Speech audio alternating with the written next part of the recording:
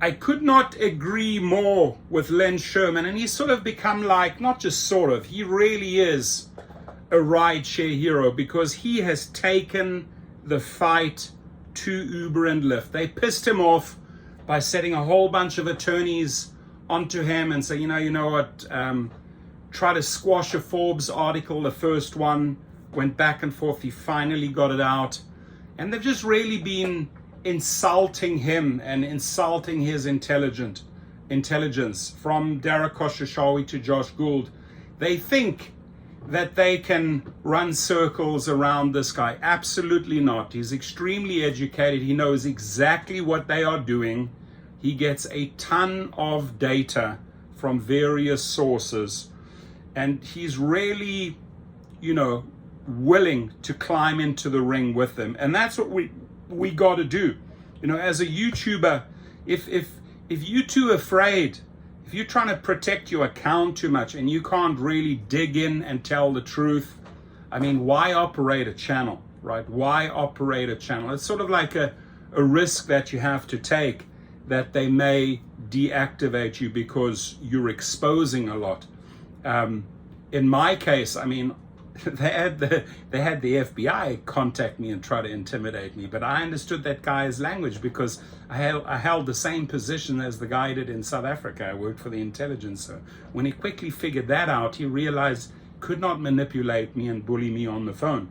And I told him straight up, the company needs to be investigated. Why are you sort of playing the watchdog or the attack dog for these companies? And I know why. I know why they're doing it. They want to squash and silence us. Len Sherman won't be silenced. Rideshare Professor won't be silenced. Sergio Avidian won't be silenced. Jeff Watts won't be silenced. No, we bull terriers. We'll go for the jugular. We'll hold on, Dara Khosrowshahi. Dara Khosrowshahi belongs in jail, ladies and gentlemen. I've just got too much evidence on the guy. The only reason why he's in his powerful position is because he's making boatloads of money for his investors through that thievery, through theft, through the corrupt ways. And that I can back up. You're talking New York wage theft, $328 million. These guys know no limits.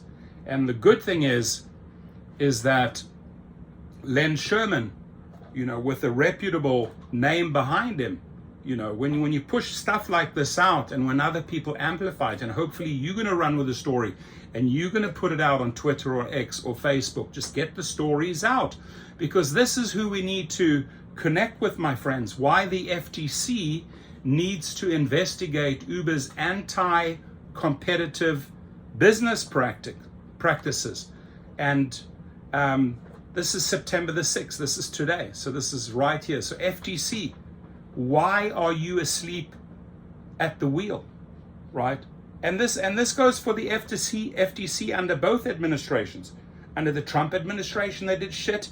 Under the Biden administration, they did shit. Like, who's protecting them, right? Why are they not being investigated? A number of states have recently reached agreements with 2 leading U.S. rideshare companies guaranteeing minimum driver pay rates and enhanced benefits. While these settlements provide some welcome relief to long-suffering gig workers, an urgent need remains for the FTC to investigate Uber's anti-competitive business practices for 2 reasons. Statewide agreements do little to rein in key drivers of Uber's dominant market share. Asymmetric information advantage and monopolistic bargaining power against millions of consumers, drivers, third parties, and the communities it serves. As a result, Uber has been able to adopt a growing array of anti-competitive business practices that warrant federal regulatory review. Amen. All day long, my friends. To address these points, let's start with the inherent limitations of statewide regulatory initiatives in the U.S. rideshare sector, which is expected to reach bookings of $50 billion this year. Last month, Massachusetts joined Minnesota, Washington, New York, and California in regulating minimum rideshare driver pay and providing a suite of driver benefits, including sick time pay, health care and medical leave, occupational accident insurance, improved driver support resources, and protections against unwarranted deactivation. Some labor advocates cheered the negotiated settlement as a major victory for rideshare workers, and Uber praised the agreement as an example of what independent, flexible work with dignity should look like in the 21st century. But is this deal really good as it sounds? Pay rates have always been drivers' number one concern. Pay, right? That's our number one concern. He's right. And in this regard, the Massachusetts settlement is not nearly as generous as it appears. Read the fine print. For starters, the widely hailed minimum pay rate of $32.50 per hour applies only to active hours, i.e., the time drivers spend picking up and taking passengers to their destination, time spent between trips, waiting for another ride request, or deadheading back from low-demand drop-off areas is neither compensated nor counts towards the work time thresholds to qualify for sick time, health insurance, stipends, and other benefits. Right? Makes you think. The distinction between active time and online working hours is important because it dictates a driver's total compensation and utilization rate, UR, i.e. the percent of work time that a driver is actually paid for transporting passengers. For example, if Uber pays $8 for a 12-minute trip, the driver pay rate per active hour would be $40, above the mandated minimum.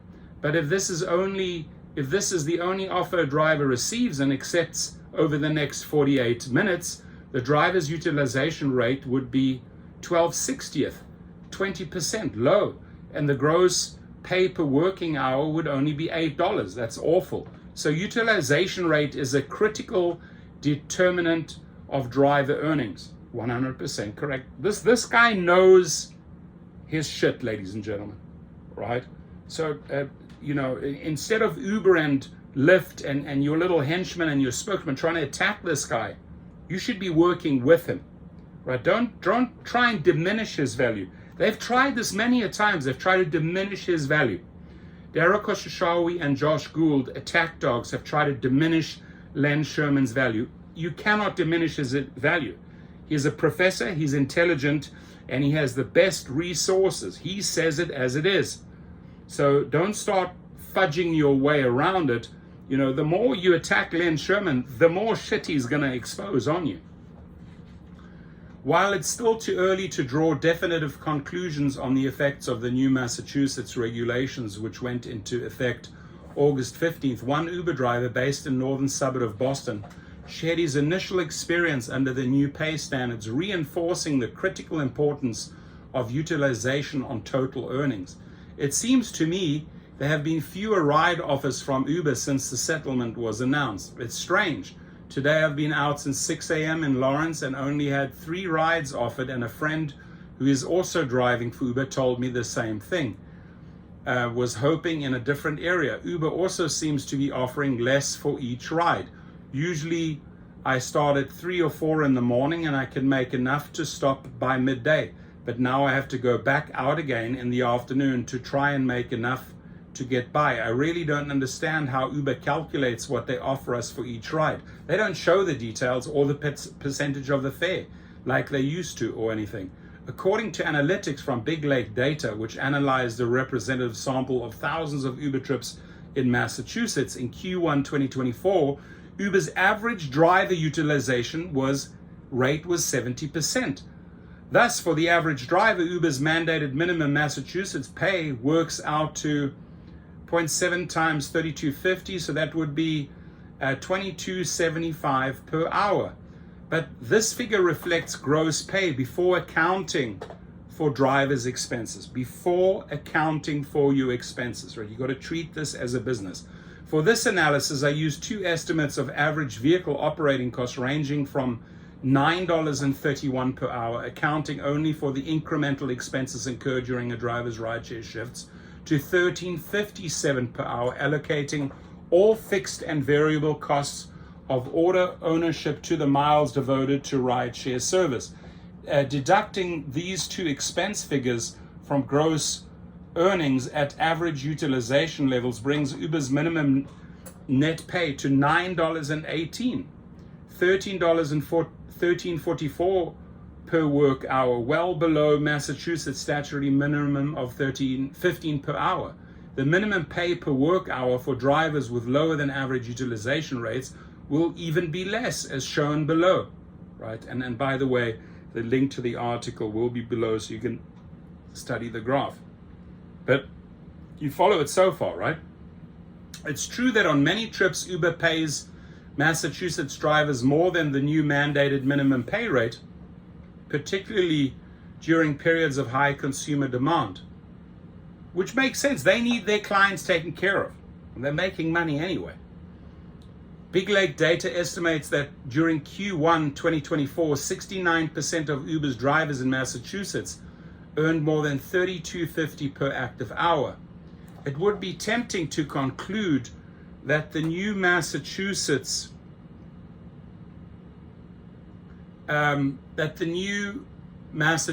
regulations will benefit drivers by boosting Uber's compensation for those drivers currently below the minimum pay rate, 31%, without harming the premium rates Uber is already paying most of its drivers. But given a careful reading of the gig worker agreement, this is likely not the case. During negotiations in Massachusetts as well as in Minnesota earlier this year, Uber fought hard for and succeeded in retaining the right to price individual trips as it chooses, above or below mandated pay minimums. In Massachusetts, for example, the guaranteed minimum driver pay rate of $32.50 per active hour only applies to the average pay a driver receives on trips over a 14-day earnings period.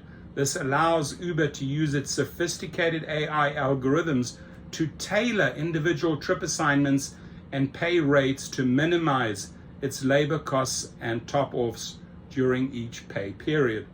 To see how this might work, imagine two Uber drivers A and B midway through their 2-week earnings period. Suppose drivers A's aggregate earning per active hour is currently below the required $32.50 and driver B is above. If both drivers happen to be roughly equidistant from an incoming UberX ride request, Uber has an incentive to offer the trip to driver A at a fare high enough to bring A's average active pay rate closer to the required minimum. After all, Uber would rather pay for profitable trips than having to top off drivers at the end of a pay period for doing nothing. But for driver B or any other nearby drivers with above minimum compensation, Uber would likely not assign the trip or only do so near or below the mandated pay minimum, decreasing drivers' B utilization, pay rate, or both.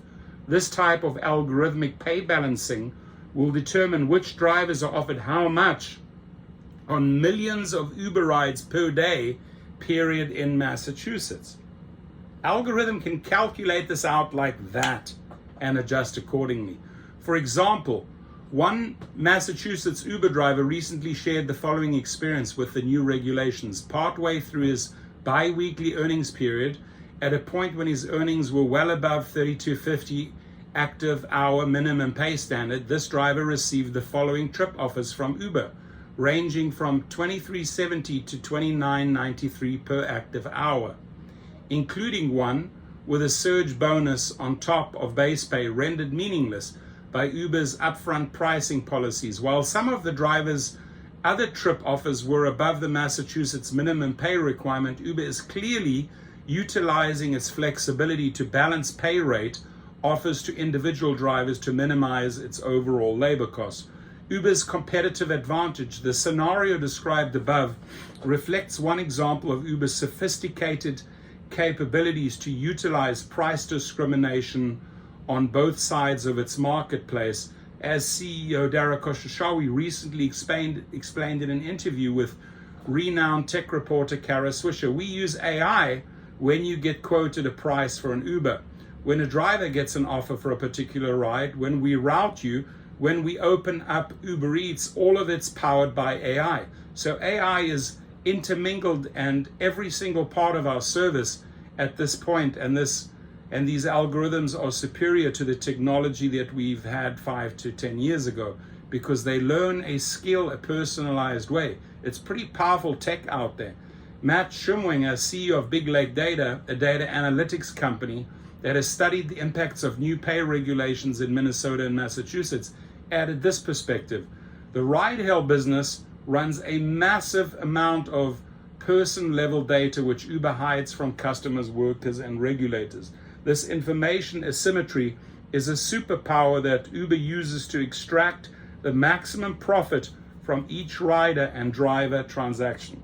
There we have it. For most of its corporate existence, Uber has guaranteed drivers a minimum base fare following the century-old taxi pricing model of calculating base pay on established per mile and per minute rates. But 2 years ago, Uber switched to a new pay policy, upfront fares plus destination, UFD, which gives Uber complete discretionary control over how its opaque algorithms determine driver pay. Coincidentally, Uber also introduced Trip Radar, an online auction scheme in which multiple drivers vie in a race between the bottom to accept low pay offers. It's fraudulent, that Trip Pay, that cheap bullshit auction house. Thus, Uber's long-standing practice of guaranteeing drivers known minimum pay on every trip has been replaced by algorithms that offer the lowest pay any driver will accept for each trip. It's not a coincidence that Uber's profit margin and cash flow jumped in 2023 and again in 2024 after Uber had fully implemented its new pricing and driver pay policies.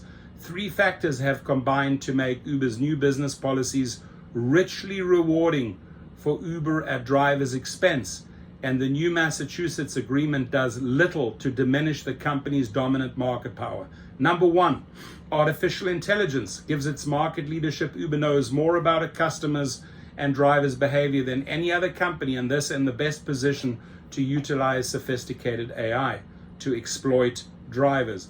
Pricing policies, switching to a new driver pay model, UFD plus Trip Radar, has enabled Uber to unlock the full potential of algorithmic wage discrimination.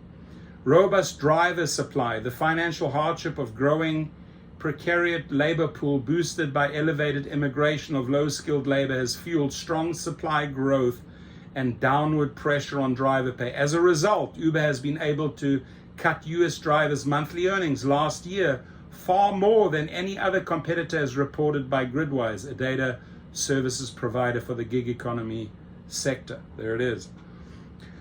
Uber's double-digit driver pay cuts have been particularly harmful to drivers given soaring vehicle operating costs, which increased by over 25% over the past 2 years.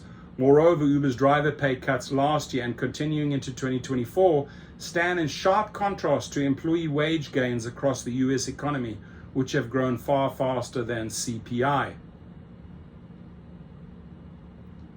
In a recent Forbes article, I reported that Uber's US rideshare driver pay cuts boosted its take rate percent difference between rider price and driver pay. We did a video on that to 40% in 2023, which on an annualized basis have added billions of dollars to the company's operating cash flow at drivers' expense.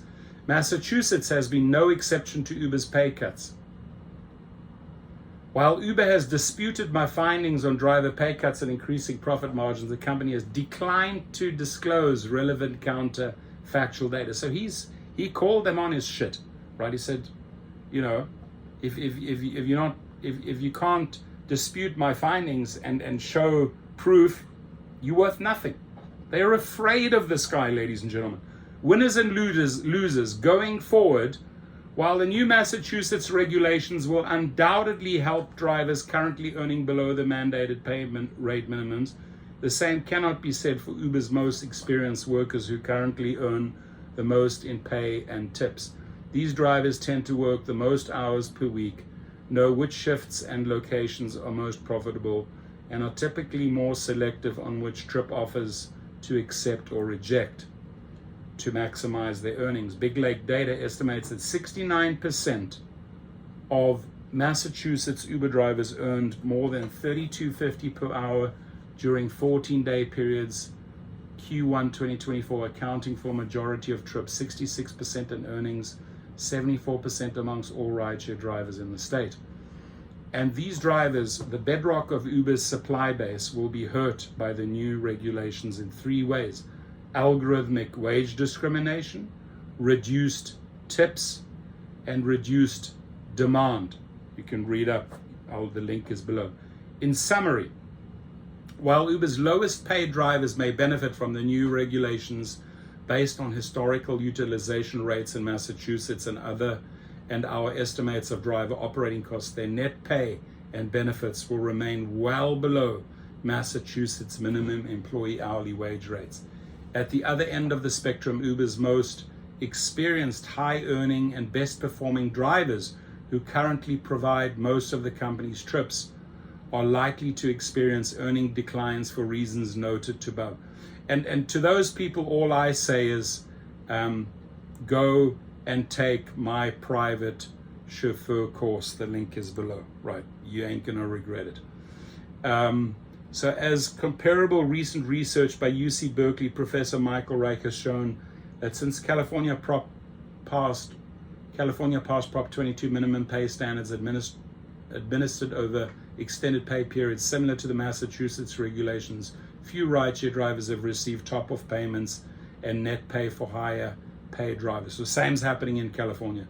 An Uber spokesman noted that in the short time of the earning standard in Massachusetts has been in place, we've seen that drivers remain busy and are earning significantly more than the state's minimum wage, but declined to provide specific data. The road ahead. The Massachusetts gig worker agreement went as far as any statewide settlement could, but like its predecessors in 4 other states, it left intact the critical success factors that have enabled Uber to generate billions of dollars of increased free cash flow at driver and rider expense over the past 2 years. It's therefore to be expected that Uber would seek to fiercely defend the drivers of its newfound wealth, and that's exactly what's been observed in Uber's red line negotiating positions in state and local negotiations to date. Against the threat of discontinuing its vital mobility services, Uber has insisted on no reclassification, flexibility, limits on data disclosure. To put the current state of play in historical context, Uber has progressed through 3 stages of development during its tumultuous 15-year history: subsidized growth at all costs, pivot to profitability, anti-competitive monopolist control. Over this period, the company has gone from losing more money than any other startup in history by subsidizing growth to amass market power, to now protecting its sizable and growing operating cash flow with anti-competitive tactics that harm consumers, drivers, competitors, third parties, and the communities the company serves. As such, Uber's actions warrant an FTC investigation of a range of possible violations of antitrust law that go well beyond the purview and standing of individual cities and states. To be clear, Uber still provides services that riders, drivers, and local businesses depend on for mobility, convenience, and economic opportunity. Right? In Uber's case, after amassing dominant market leadership, the company has raised consumer prices considerably faster than inflation, cut driver pay despite soaring auto ownership, increased deployed opaque algorithmic price discrimination, vigorously opposed state and local minimum driver pay, fallen short of its CEO's promise of transparency, engaged in numerous opaque driver pay shaving techniques, steadily increased control over driver pay, trip offers, and work requirements, while continuing to assert driver status as independent contractors, inadequately responded to growing reports of fraudulent driver IDs, actively blocked third parties from providing consumers and drivers with valued information, forced drivers to receive information they don't want, while blocking them from getting the information they need to work safely, threatened consumers who seek comparative information on rideshare prices and services levels with deactivation from the Uber app, An Uber spokesman noted that Uber is committed to complying with antitrust laws in the United States and around the world. This will be for US federal regulatory agencies and the judicial system to judge. Uber's actions impact millions of drivers, customers, and businesses across thousands of cities in all 50 states, and only could have been implemented by a company with dominant market control. As such, an FTC investigation of Uber's business practices is warranted to supplement laudable but insufficient regulatory efforts at the state and local levels. Len Sherman, you are our hero. Len Sherman, we thank you. Len Sherman, do not stop the pressure. Keep the articles, keep the truth coming, my friend. We greatly appreciate you. Your comments, send him a nice message. Let's get the video viral. Long one, 25 minutes, but well worth the entire video. Your comments, please. Let me know below if you watched the full 25. Thank you.